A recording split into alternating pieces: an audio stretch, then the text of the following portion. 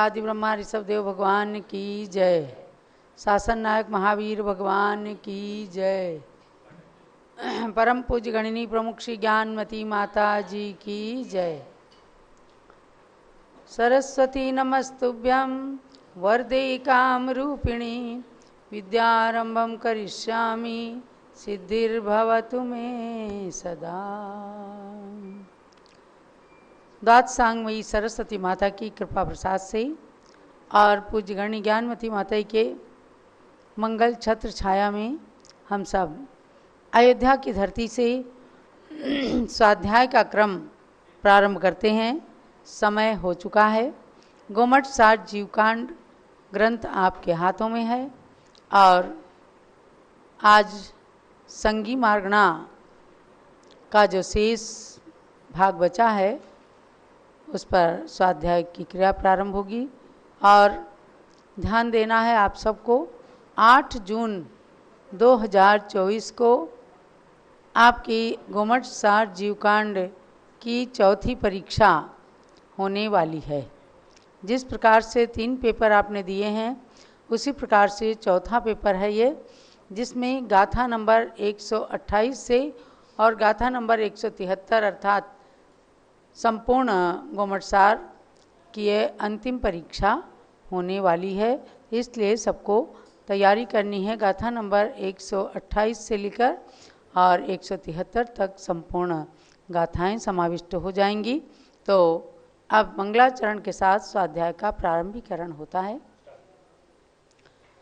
सिद्धम शुद्धम पणमीय जिणिंदवर नेमि चंद मकलंकम गुणरयण भूषणोदयम जीवस्य परुवणम वोच्छम। जीव द्रव्य की 20 प्ररूपणाओं के अंतर्गत 18वीं प्ररूपणा संगी मार्गणा, यानी 14 मार्गणाओं में ये 13वीं मार्गणा है और 20 प्ररूपणाओं में 18वीं प्ररूपणा है। इसके बाद आहारक मार्गणा के द्वारा 19वीं प्ररूपणा, पुनः उपयोग नाम के अधिकार के द्वारा 20वीं प्ररूपणा को कह करके और इस जीवकांड सार ग्रंथ का स्वाध्याय परिपूर्ण हो जाएगा। तो भव्यात्माओं, आपने संगी मार्गणा के अंदर जाना कि जो मन सहित जीव हैं ऐसे ही पंचेंद्रीय जीव ही संगी कहलाते हैं। पंचेंद्रियों के अलावा किसी को मन नहीं होता। माने एक इंद्री से लेकर के 4 इंद्री तक के तो सभी असंगी ही हैं, उनके मन नहीं होता। और पंचेंद्रीय जीवों में संगी और असंगी 2 प्रकार के जीव हैं। मन हम सबके पास है और कुछ जीवों में, पंचेंद्रीय जीवों में मन नहीं होता, उनको असंगी जीव कहते हैं। अब गाथा नंबर 161 के द्वारा संगी असंगी के विशेष स्वरूप को बतलाते हैं। गाथा नंबर 161 पेज नंबर 145। मीमंसदिजो पूवम कज्जम कज्जम च तच्चमिदरं च सिक्खदिनामेणेदिय समणो अमणो यविवरिदो। सामूहिक गाथा पढ़िए। मीमंसदिजो पूवं कज्जम च तच्चमिदरं च सिक्खदिनोर्मेति समणो अमणो यविवरिदो। मीमांसति यः पूर्वं कार्यम् अकार्यं च तत्त्वमितरच्च शिक्षते नाम्ना एति च समनाः अमनाश्च विपरीताः। समनस्क और अमनस्क यानी संगी और असंगी को दूसरे शब्दों में कहा समनस्क और अमनस्क। मन सहित जीव संगी, मन रहित जीव अमनस्क जो हैं वो असंगी कहलाते हैं।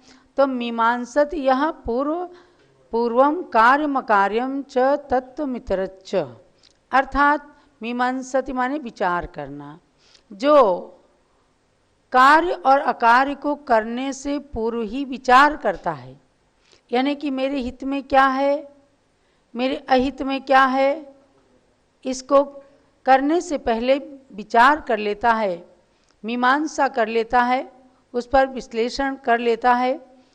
हित और अहित के विवेक से जो सहित होता है, और तत्वम इतरच्च, और तत्व और अतत्व, इतर माने अतत्व, तत्व क्या है और अतत्व क्या है। जिन तत्वों पर श्रद्धान किया जाता है और जिन पर अश्रद्धान किया जाता है, तो तत्व क्या है, अतत्व क्या है, इनका स्वरूप जो पहले से ही समझ लेते हैं उनको संगी कहते हैं। और क्या कहा, शिक्षते नामना एति च समनाः। ये तो ऊपर की पंक्ति में कार्य और अकार्य के ऊपर विचार करने की बात है। दूसरा और उनका लक्षण कहा कि नामना शिक्षते एति, यानी नाम के द्वारा किसी को पुकारा गया। मुन्ना, गुड्डा, पिंटू, चिंटू, महावीर, ऋषभदेव, जो भी नाम हैं। आप देखो छोटा सा बच्चा भी जब थोड़ा सा पहचानने की स्थिति में आ जाता है, तो उसको जब उसके नाम से बुलाते हैं यानी आवाज़ देते हैं, तो तुरंत वो देखने लगता है। भले ही उसके अंदर अभी और ज़्यादा एक्टिविटीज़ नहीं आई हैं, लेकिन उसके बावजूद भी नाम से, यदि जो नाम शुरू से उसका पुकारा गया, तो थोड़े समय में ही उस नाम का उच्चारण करते ही वह तुरंत उसकी तरफ देखने लग जाता है, पुकारने वाले की तरफ।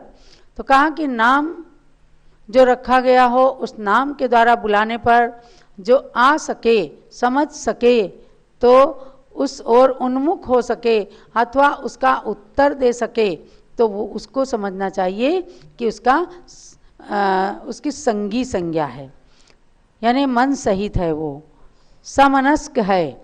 और इससे जो विपरीत है, माने कार्य कार्य को करने में किसी प्रकार का हित अहित का विचार नहीं करता, और जो नाम आदि चाहे कितना ही आवाज़ दें, उसे नाम का संबोधन दें, लेकिन वो उसकी कोई उत्तर देने की उसकी स्थिति ही नहीं बनती, तो वह अमनस्क कहलाता है।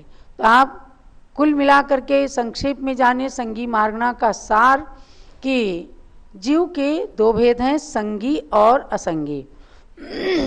संगी जीव मतलब 9 इंद्रियावरण कर्म के क्षयोपशम से, यानी मन के द्वारा उससे उत्पन्न ज्ञान को संज्ञा कहते हैं, और वह जिसके पास वह संज्ञा है उसको कहते हैं संगी। अर्थात मन सहित जीव संगी हैं, ये शिक्षा, उपदेश, संकेत आदि ग्रहण करते हैं। देखो एक तोता भी है, अगर उससे कहते हैं, सिखाते हैं राम राम बोलो, तो वो अपनी भाषा में राम राम बोलने लग जाता है। अपनी बात को स्पष्ट भाषा में भी बताने की कोशिश करता है। वो संगी जीव है, तिर्यंच होते हुए भी। जितने भी तिर्यंच जीव हैं, सब अपने अपने योग्यता के अनुसार अपनी अपनी भाषा में बोलते हैं और अपनी भाषा को अपने अनुसार समझाते हैं और अपने योग्य समझ भी जाते हैं। असंगी को कहा मन रहित जीव असंगी हैं, ये शिक्षा उपदेश आदि नहीं समझ सकते, हित में प्रवृत्ति अहित से हटना भी इन्हें नहीं समझ में आता है। तो अब जानना क्या है कि संपूर्ण देव, नारकी, मनुष्य और मन सहित पंचेंद्रीय तिर्यंच जो हैं ये संगी हैं, और बाकी एक इंद्री से लेकर के असंगी पंचेंद्रीय तक, माने 4 इंद्री तक तो असंगी हैं ही, और पंचेंद्रीय में भी जिनके मन नहीं है वे भी असंगी हैं। ये इस प्रकार से अनंत संसारी जीव असंगी हैं, क्योंकि एक इंद्रिय जीव अनंत जीव हैं, निगोदिया जीव अनंत जीव हैं, तो अनंत संसारी जीव असंगी हैं। अनंत संसारी जीव संगी भी हैं और अनंत संसारी जीव असंगी भी हैं। तो आपको इस प्रकार संगी मार्गना का सार बताया गया है। 13वें 14वें गुणस्थानवर्ती जीव और सिद्ध जीव संगी असंगी दोनों अवस्थाओं से रहित आत्मज्ञान से परिपूर्ण केवल ज्ञानी माने जाते हैं। यानी केवल ज्ञान होने के बाद उनके संगी और असंगी पने की कोई बात नहीं रहती। इसलिए आपसे कोई पूछे कि केवल ज्ञानी जीव या सिद्ध जीव ये संगी हैं कि असंगी, तो आप क्या बताएंगे? संगी असंगी इन दोनों अवस्थाओं से रहित ये केवल ज्ञानी और सिद्ध भगवान हैं। इस प्रकार से 18वीं प्ररूपणा समाप्त हुई। आगे आहार मार्गणा, यानी 14 मार्गणाओं में अंतिम मार्गणा है। देखो 20 प्ररूपणाओं में क्या कहा?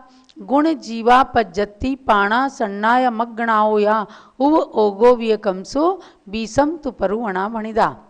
गुणस्थान, जीव समास, पर्याप्ति, प्राण, संज्ञा, ये 5 हुए और 14 मार्गणा की संख्या इसमें जोड़ी गई।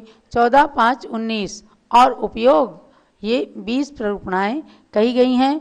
तो 5 प्ररूपणाएं पहले बताई, पुनः 14 मार्गणाओं को क्रम क्रम से बताते हुए मार्गणाओं में यह अंतिम मार्गणा आहार मार्गणा आ रही है। और इसके बाद उपयोग नाम की 20वीं प्ररूपणा पर हम चलेंगे।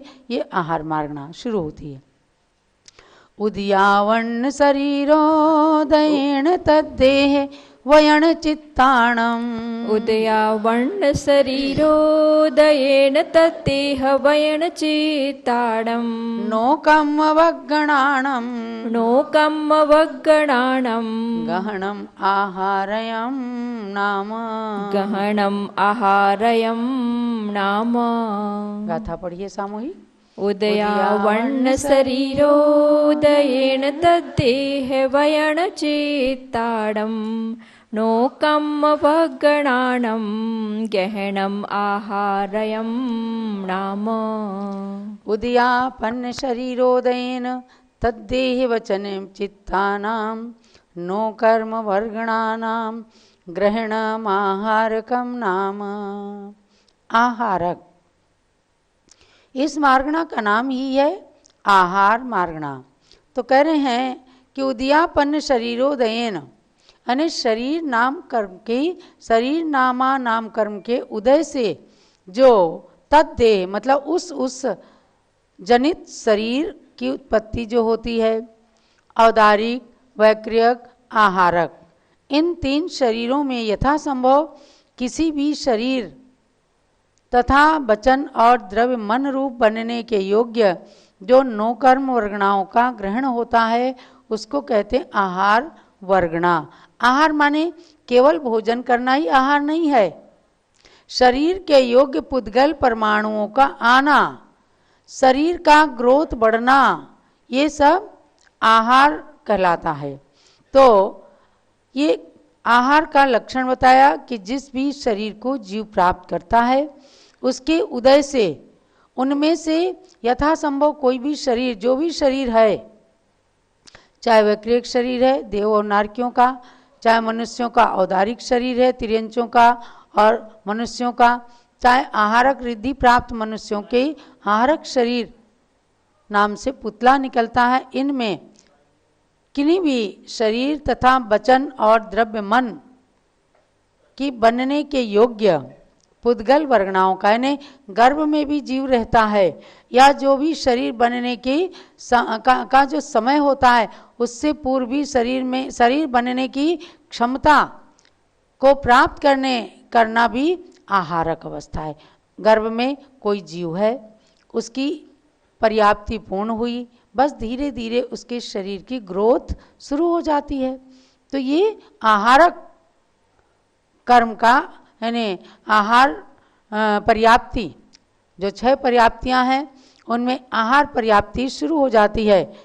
तो इस प्रकार से आहारक का लक्षण कह के, आहार मार्गणा का लक्षण कह करके आगे कहते हैं कि आहारक और अनाहारक जीव कौन से हैं।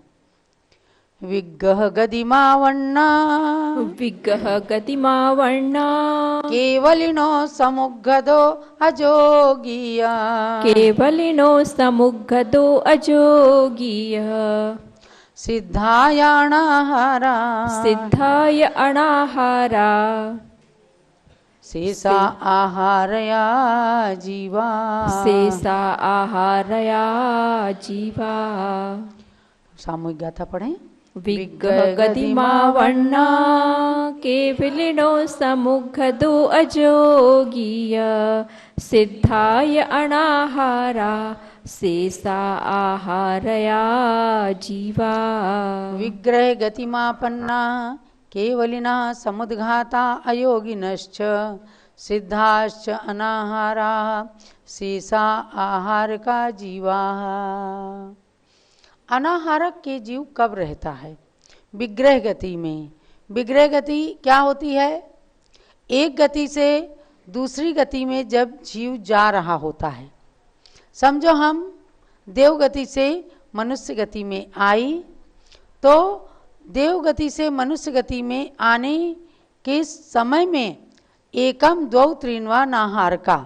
विग्रह गति जो होती है तो उसमें एक समय, दो समय अथवा 3 समय तक ये जीव अनाहारक रहता है। उस समय कुछ आहार अवस्था को, आहार पने को ग्रहण नहीं करता। ये समय बड़ा सूक्ष्म है। हमें कहने में लगेगा 1 सेकंड, क्या 1 सेकंड में भी असंख्यात समय हो जाएंगे। तो 1, 2 अथवा 3 समय तक ये जीव जहाँ अनाहारक रहता है उसे कहते हैं विग्रह गति। तो विग्रह गति को प्राप्त होने वाले चारों गति संबंधी जीव हर गति को प्राप्त करने से पहले ये 3 समय अनाहारक अवस्था के विग्रह गति में होते हैं। जब तक एक गति को छोड़ा, दूसरी गति में प्राप्त नहीं हुए, दूसरी गति को प्राप्त नहीं किया, उसके बीच का समय 3 समय का होता है। कोई 1 समय में ही ग्रहण कर लेते हैं अगला शरीर, अथवा 2 समय में, अथवा 3 समय लग जाते हैं। तो उनमें चारों गति संबंधी विग्रह गति को प्राप्त होने वाले जीव और प्रतर लोक पूर्ण समुद्घात करने वाले सयोग केवली, अयोग केवली, समस्त सिद्ध इतने जीव तो होते हैं अनाहारक। अनाहारक माने किसी प्रकार की पुद्गल वर्णा को उस समय ये ग्रहण नहीं करते, तो अनाहारक कहलाते हैं। तो एक तो हुआ कि विग्रह गति में जब एक गति से दूसरी गति में जीव जाता है, उसके बीच का बहुत छोटा सा काल होता है, उस समय वो अनाहारक रहता है। एक है सयोग केवली, माने जो केवली भगवान हैं समोसरण में रहते हैं, जब उनकी आयु समाप्त होने वाली होती है, आयु समाप्त होने से पहले उनकी जो है और जो शेष कर्म बचे होते हैं आघातिया कर्म, उनको एक बराबर करने के लिए प्रतर और लोक पूर्ण नाम का समुद्र यानी आत्मा के प्रदेश फैलते हैं और पूरे लोक के अंदर व्याप्त हो जाते हैं। तो ये 2 समुद्घात कौन करते हैं? केवल केवली भगवान करते हैं। आयु कर्म की स्थिति को और कर्मों के बराबर करने के लिए ये समुद्घात होते हैं। उस समय वे अनाहारक होते हैं।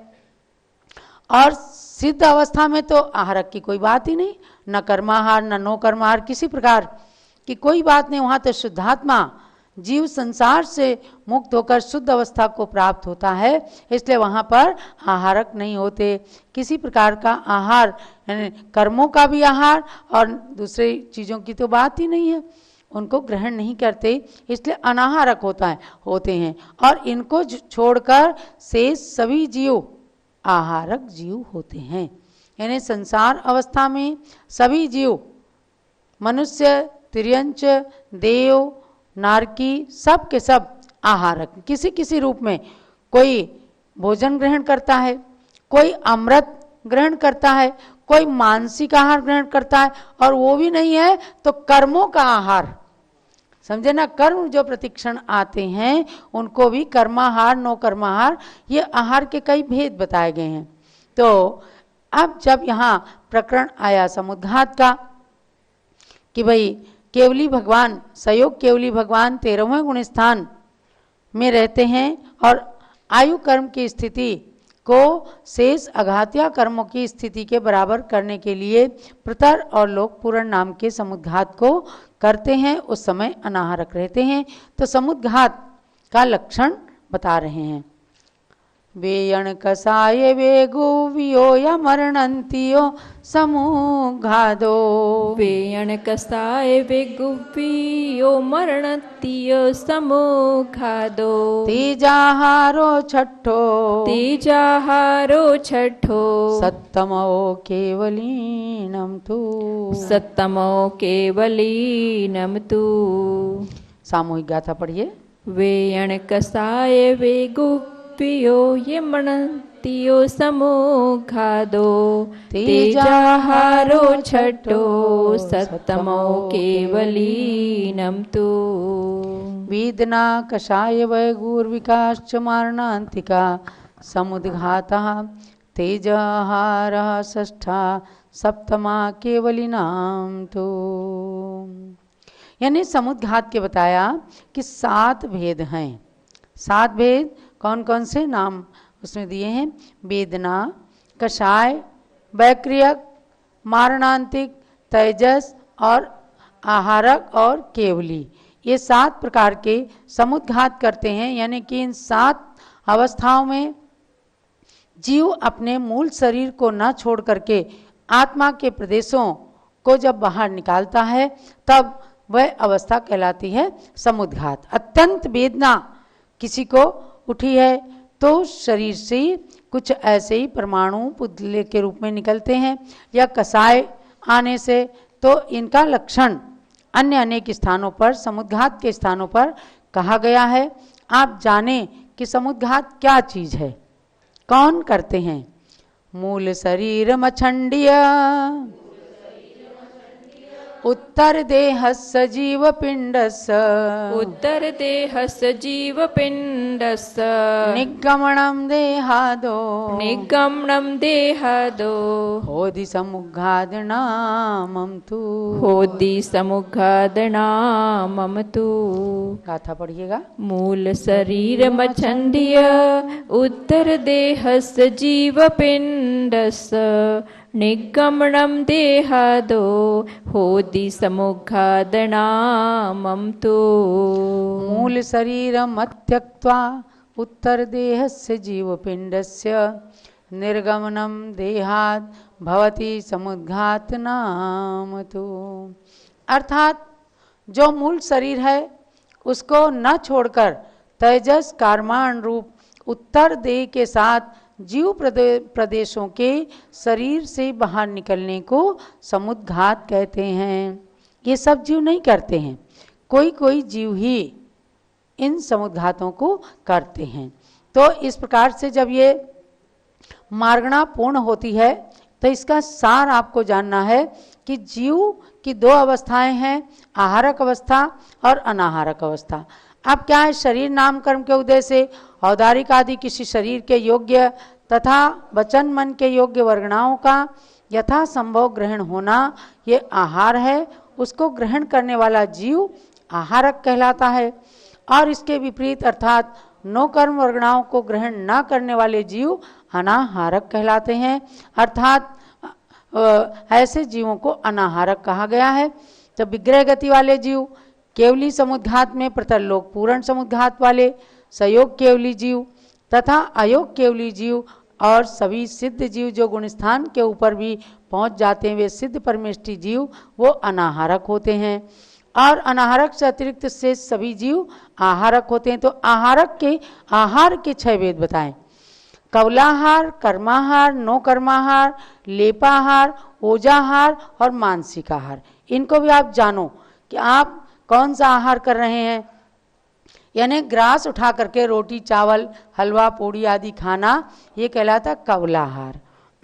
इसको सभी मनुष्य तिर्यंच लोग करते हैं। और कर्म योग्य वर्गणाओं को ग्रहण करना ये कर्माहार है। जो 8 कर्म हैं उनकी वर्गणाओं को जो प्रतिक्षण आते हैं वह आहार कर्माहार है। और ये विग्रह गति में भी हर क्षण कर्म आते ही हैं। कर्म से रहित जीव हो जाए तो वो अजीव हो जाएगा। शरीर और पर्याप्ति के समय नो कर्म वर्गणाओं का ग्रहण करना नो कर्माहार होता है। ये केवली भगवान के भी होता है क्योंकि उनके भी शरीर के योग्य वर्गणाएं आ रही हैं, वे आहारक हैं। आहारक से मतलब कुछ लोग यहाँ ले लेते हैं कि भगवान आहार करते हैं, नहीं, उनके 9 कर्म यानी साता वेदनी आदि कर्म जो हैं, आयु कर्म है, तो ये 9 कर्माहार उनके होता है। कोई भी केवली भगवान कभी भी ग्रास का भोजन या किसी के घर जा करके आहार वगैरह नहीं ग्रहण करते। ये दिगंबर जैन मान्यता है, आप इसको जानना। बाकी दूसरी मान्यताओं में केवली को कवलाहार भी मान लिया गया है, तो लेकिन आप मानना कि केवली कवलाहार कभी नहीं करते। जो लेप से आहार होता है, जैसे वृक्षों में होता है कि हर क्षण उनको कभी पानी दिया जाता है, खाद दिया जाता है, ये लेपाहार है। और शरीर की गर्मी से जो पोषण होता है वो आहार ओजाहार है, जैसे मुर्गी, कबूतर, ये सब अंडे को सेक करके उसे गर्मी देते हैं, और ये ओजाहार है। और देवों के मन में इच्छा होते ही कंठ से अमृत झर करके जो तृप्ति होती है वह मानसिक आहार है। देव लोग, जो लोग कह देते हैं कि वो मांस खाते हैं, सुरापान करते हैं, शराब पीते हैं, तो ये बिल्कुल गलत है। देवताओं के केवल मानसिक आहार ही होता है। इस प्रकार से आहारक अनाहारक की अवस्था को जानकर हम सोचें कि कवलाहार जो आज हम ग्रहण कर रहे हैं, कब उसको कम करना या समाप्त होने का समय आए, ताकि हम धीरे धीरे और गुणस्थानों को पार करके सिद्ध अवस्था को प्राप्त करने के योग्य बन जाएं। यही आज के स्वाध्याय का सार है। जावाणी के ज्ञान ते सूजे लोकालोक, सो वाणी मस्तक चढ़ो सदा देता हूँ दो। हे जिन वाणी भारती